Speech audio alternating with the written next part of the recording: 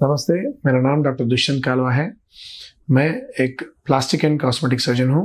Inform cosmetic surgery and medical aesthetics jubilee hills में काम करता हूँ। आज हम एक टॉपिक डिस्कस करेंगे, उसका नाम है गायनेकोमास्टिया।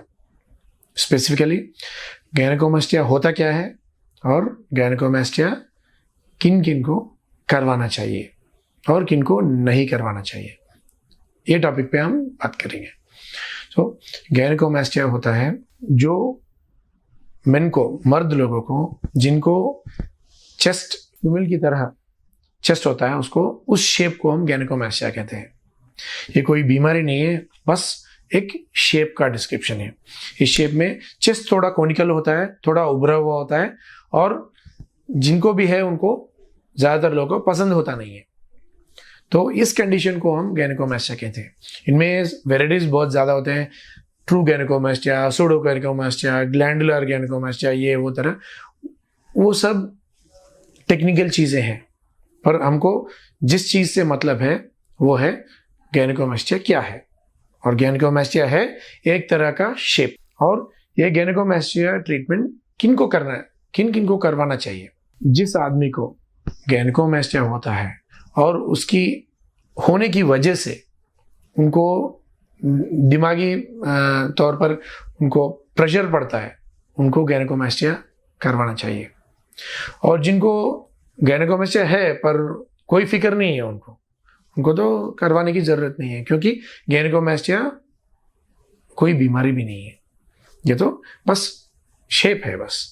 सो मैं एग्जांपल देता हूँ किन किन को करवाना चाहिए। एक पहला एग्जांपल है, कोई 7th और 8th क्लास के बच्चे को ले लेंगे एग्जांपल। कोई क्लास में आप झांक के देखेंगे, अगर कोई 20 बच्चे हैं और उनमें 4-5 लोगों को गायनेकोमास्टिया होता ही है मिनिमम, आप जाके देख सकते हैं। तो जिनको ऐसे बच्चे में 2 टाइप के होते हैं गायनेकोमास्टिया वालों में। फॉर एग्जाम्पल 4 लोगों में समझिए, और 2 बच्चों को बहुत फिक्र रहता है गायनेकोमास्टिया की वजह से, कोई टीज करता रहता है, कोई पिंच करता रहता है, ऐसा कुछ प्रॉब्लम्स होते हैं स्कूल में। पीयर प्रेशर बोलते हैं हम इसको मेडिकल टर्मिनोलॉजी में। और जिनको पीयर प्रेशर है उनका फ्यूचर खराब होने की चांस रहता है, उनको डिप्रेशन आने की चांस रहता है, उनको जो उनको टैलेंट होता है वो दबा हुआ रहता है, क्योंकि गायनेकोमास्टिया की वजह से उनको थोड़ा कॉन्फिडेंस रहता नहीं है। ऐसे बच्चों को गायनेकोमास्टिया सर्जरी करवाना चाहिए।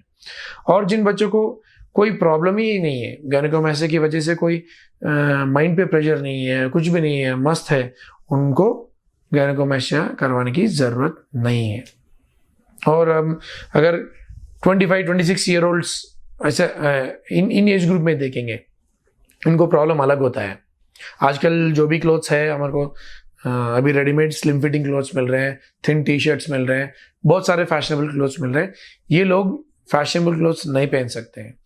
ये लोग सोसाइटी में खुलेआम ऐसा कॉन्फिडेंस से घूम नहीं सकते हैं। लड़कियों से या दूसरे लड़कों से कॉन्फिडेंटली बात नहीं कर सकते हैं। इनका लीडरशिप स्किल्स अगर हो तो भी दबा हुआ रहता है।